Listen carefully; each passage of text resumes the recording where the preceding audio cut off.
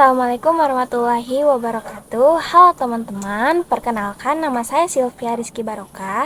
Di video kali ini saya akan membahas tentang modul ajar yang sudah saya susun lengkap dari awal sampai akhir, yang mana kalian nanti akan melihat bagaimana sih sebuah modul pembelajaran ini tuh dirancang dan apa yang ada di dalamnya, serta kenapa setiap bagian itu penting. Nah, jadi yuk kita simak bareng-bareng.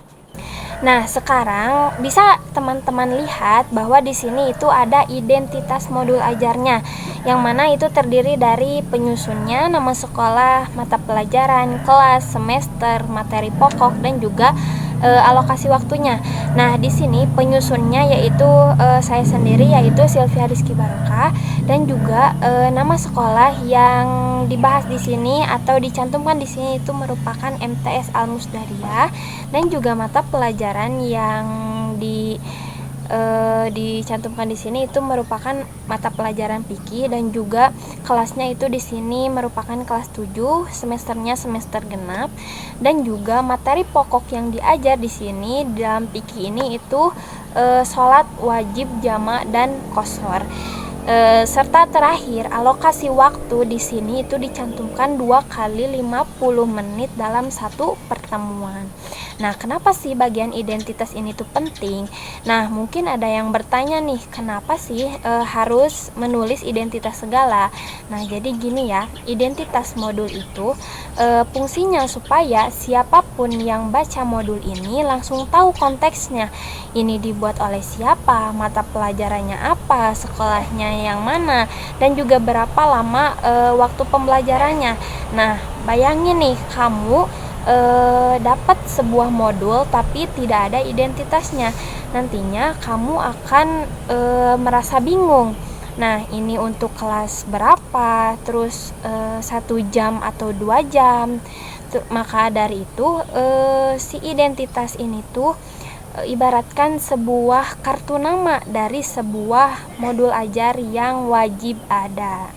Nah, sekarang bisa teman-teman lihat di sini ada capaian pembelajaran. Nah, capaian pembelajaran di sini isinya peserta didik mampu memahami dan mengamalkan ketentuan fikih ibadah, muamalah, dan akhlak dalam kehidupan sehari-harinya, termasuk memahami keringanan atau rukhsah dalam pelaksanaan ibadah sholat saat dalam kondisi tertentu.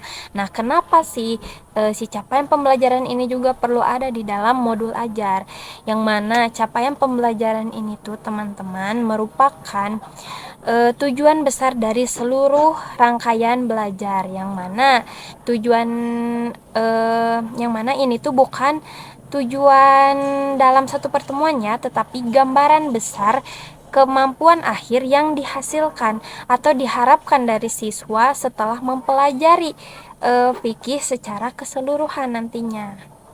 Nah, teman-teman, di sini juga dicantumkan kata kunci, yang mana kata kunci ini tuh ibaratkan sebuah peta konsep mini yang membantu siswa fokus. Jadi, sebelum belajar itu siswa sudah tahu nih istilah-istilah apa yang bakal muncul di pembelajarannya. Nah, di sini dicantumkan kata kuncinya, yaitu sholat jama, sholat qashar, jama takdim, jama takhir, rukhsah atau keringanan, safar atau perjalanan, niat, rokaat, dan juga syarat sholat. Jadi teman-teman, sekarang masuk ke bagian profil pelajar Pancasila, yang mana di sini tuh kenapa si profil pelajar Pancasila ini tuh ada di modul, karena itu merupakan ciri khas kurikulum merdeka, yang mana di kurikulum ini tuh setiap pembelajaran tidak hanya cuman mengejar nilai akademik, tetapi juga harus membangun karakter siswa. Terus teman-teman, di sini tuh profil pelajar Pancasila ini tuh merupakan kerangka karakter yang ingin dibentuk nih. Jadi ketika belajar jamak dan qashar, kita bukan hanya hafal caranya, tetapi juga kita belajar bersyukur dan mandiri dalam beribadah. Nah, di dalam profil pelajar Pancasila ini tuh saya mencantumkan yang pertama itu ada beriman dan bertakwa kepada Tuhan Yang Maha Esa dan berakhlak mulia, dengan penjelasan bahwa sholat jama dan qashar itu merupakan sebuah bentuk kemurahan dari Allah Subhanahu wa Ta'ala untuk hambanya yang lagi dalam perjalanan. Nah, melaksanakan ibadah dengan memanfaatkan rukhsah secara benar itu merupakan wujud ketaatan dan syukur kita kepada Allah Subhanahu wa Ta'ala.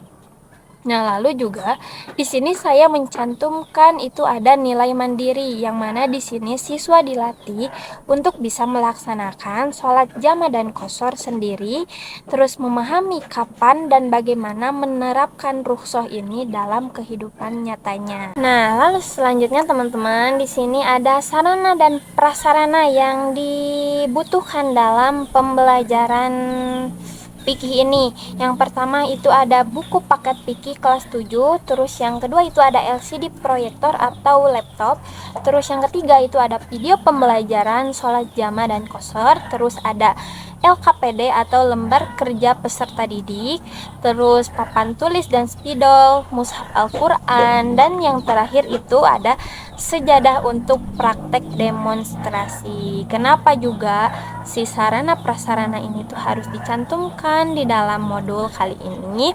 Karena teman-teman, sarana dan prasarana ini tuh dicantumkan supaya guru bisa mempersiapkan diri sebelum mengajar. Nah, kalau ini tidak ada di modul nih, bisa-bisa guru datang ke kelas dan baru sadar proyektornya ini tuh belum disiapkan, terus sejadahnya lupa dibawa. Nah, dengan adanya daftar ini atau daftar prasarana yang dicantumkan, persiapan nantinya lebih matang dan pembelajaran bisa berjalan dengan lancar. Lalu teman-teman, selanjutnya itu ada target peserta didik, yang mana di modul ini tuh ditujukan untuk reguler atau tipikal peserta didik kelas 7 MTS Al-Musdariyah semester genap.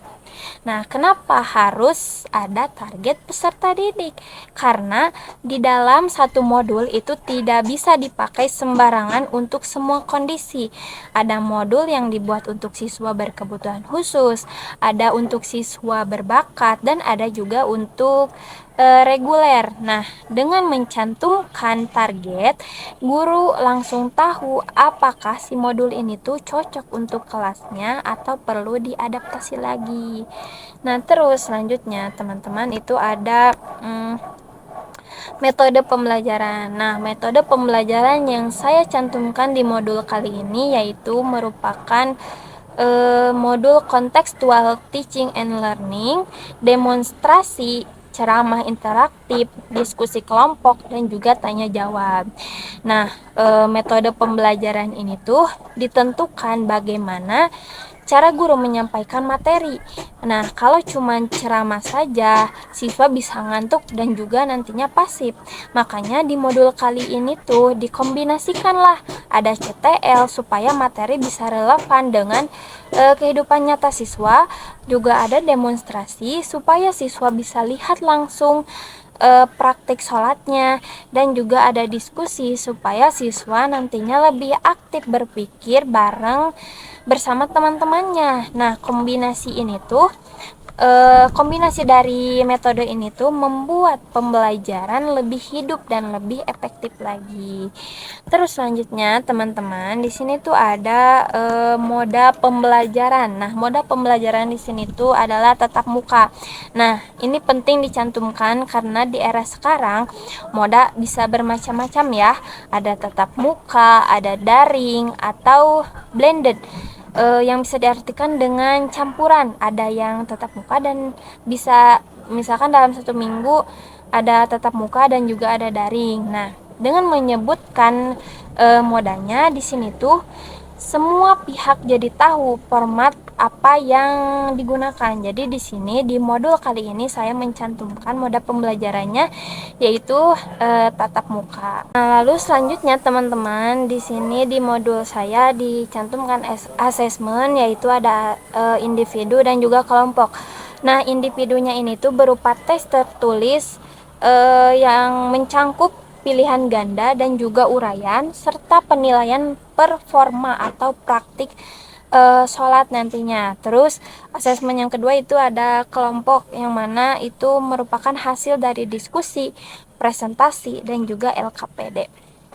Nah, kenapa asesmen ini tuh perlu dirancang dari awal?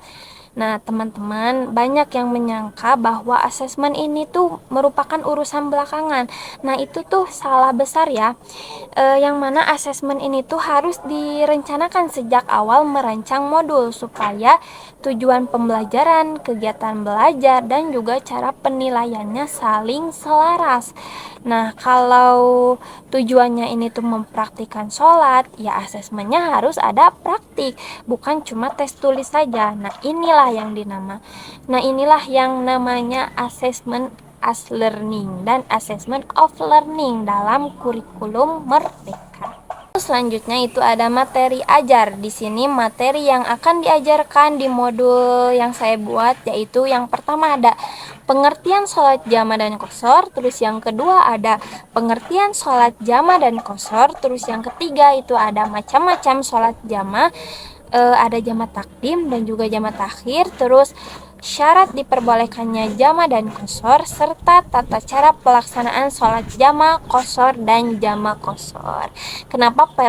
Kenapa perlu di list di modul ini? Karena ini tuh merupakan ringkasan konten yang akan disampaikan oleh guru, yang mana nantinya guru akan tahu batas materi yang harus dicangkup dalam satu pertemuan, enggak kurang, enggak lebih. Jadi ini tuh penting ya supaya di dalam waktu 2 kali 50 menit ini tuh bisa dikelola dengan baik dan juga efisien. Nah, lalu teman-teman di sini ada langkah-langkah pembelajaran, yang mana langkah-langkah pembelajaran ini tuh ibaratkan sebuah skrip atau skenario yang diikuti guru selama pembelajaran, yang mana di bagian ini tuh diulang kembali lah yang tadi pembahasan sebelumnya yang menjelaskan tentang pengertian jama dan qashar, mengidentifikasi syarat dan ketentuan, terus membedakan jama takdim dan jama takhir, menyimpulkan tata cara pelaksanaan, terus mempraktikkan pelaksanaannya. Terus selanjutnya di slide selanjutnya itu ada pemahaman bermakna, yang mana di sini tuh peserta didik dapat mengetahui bahwa Islam adalah agama yang memberikan kemudahan atau rukhsah dalam beribadah. Nah, melalui materi sholat jama dan qashar, peserta didik memahami bagaimana sih seorang muslim tetap dapat menunaikan kewajibannya meskipun dalam perjalanan jauh. Nah, di sini pemahaman ini diharapkan nantinya menumbuhkan rasa syukur, ketaatan, sikap, disiplin dalam melaksanakan ibadah sholat dalam kondisi apapun. Nah, kenapa sih harus ada pemahaman bermakna juga di dalam modul ajar? Nah, ini tuh merupakan teman-teman, pemahaman bermakna ini tuh merupakan apa sih yang ada di dalam kurikulum Merdeka juga, yang mana pemahaman bermakna ini tuh adalah pesan inti yang ingin ditanamkan pada siswa, yang mana bukan hanya sekedar hafal rumus saja atau langkah-langkahnya, tetapi di sini tuh siswa benar-benar merasakan makna dari materi yang dipelajarinya. Nah, di sini pesannya Islam itu agama yang penuh rahmat dan juga kemudahan. Terus sholat jama qashar itu bukan jalan pintas, tetapi bentuk rasa kasih sayang Allah kepada kita. Nah, teman-teman di sini juga ada pertanyaan yang saya cantumkan, ada pertanyaan pematik, yang mana ada 3 pertanyaan pematik. Yang pertama, apa yang kalian lakukan ketika sedang bepergian jauh dalam jauh dan waktu sholat itu telah tiba. Nah, kenapa sih harus ada pertanyaan pematik juga di dalam modul ini? Nah, pertanyaan pematik ini tuh fungsinya untuk memanaskan mesin otak siswa sebelum masuk ke materi intinya. Jadi, kalau kita langsung jelasin definisi jama dan kosor tanpa warning up, yang mana nantinya siswa bakal susah untuk nyambung lah gitu. Jadi kalau kita tanya dulu nih, pernah nggak sih kalian sholat sholat ketika sedang dalam perjalanan? Nah, nantinya otak mereka ini tuh akan langsung aktif dan nyari jawaban sesuai dengan yang ada di otaknya sendiri. Nah, ini merupakan prinsip pembelajaran konstruktivisme, teman-teman. Nah, teman-teman masuk ke kegiatan pendahuluan. Di sini dicantumkan di modul ajar juga kegiatan pendahuluan 10 menit. Nah, kenapa kegiatan pendahuluan ini tuh perlu terstruktur? Nah, teman-teman, di sini tuh kegiatan pendahuluan ini tuh menentukan apakah siswa ini tuh masuk mood belajarnya atau tidak. Jadi guru itu tidak boleh langsung loncat ke materi tanpa menyambungkan pikiran siswa terlebih dahulu. Jadi kita harus mematik dulu lah otak mereka supaya mereka tuh benar-benar mood gak sih belajar hari ini gitu. Jadi di dalam kegiatan pendahuluan seperti yang bisa teman-teman lihat itu dicantumkan yang pertama itu salam dan doa, terus kehadiran dan juga melontarkan pertanyaan di awal sebelum ke materi intinya. Nah, lalu teman-teman di sini ada kegiatan intinya yang mana teman-teman bisa lihatlah kenapa kegiatan inti ini tuh dirancang seperti ini. Nah, di sini saya mencantumkan kegiatan inti dari modul ini tuh yaitu dengan menonton video lalu mendengarkan penjelasan guru. Setelah itu dilakukanlah diskusi kelompok, lalu LKPD dan setelah itu praktik. Kenapa harus ada diskusi kelompok? Nah, karena belajar itu paling efektif kalau kita bisa menjelaskan ke orang lain. Dan juga kenapa ada praktik langsung? Karena di sini tuh kan kita membahas tentang sholat jama dan kosor, yang mana di sini tuh tidak bisa hanya teori saja tetapi juga harus dipraktikkan supaya siswa ini tuh sudah paham atau belum gitu, teman-teman. Teman-teman sekarang masuk ke bagian yang terakhir yaitu bagian penutup, yang mana kenapa sih si kegiatan penutup ini tuh perlu dirancang juga, karena sering banget ya penutupan pembelajaran ini tuh asal-asalan. Ada yang begitu bel berbunyi langsung bubar saja, padahal bisa aja di bagian penutup kita mengulang kembali atau merangkumlah materi yang kita sampaikan dari awal sampai akhir supaya itu bisa menjadi memori jangka panjang bagi siswa itu sendiri, dan juga nantinya guru bisa mengetahui lah apakah si murid ini itu sudah paham atau belum materi yang saat ini. Nah, jika belum, nantilah bisa diulang kembali sedikit demi sedikit di pertemuan selanjutnya. Nah, lalu teman-teman bisa dilihat di sini ada bagian refleksi, yang mana refleksi ini tuh merupakan atau gimana ya, refleksi ini tuh bukan sekedar formalitas saja. Nah, jadi untuk guru, refleksi ini tuh bisa membantu dia memperbaiki cara mengajarnya untuk di pertemuan berikutnya.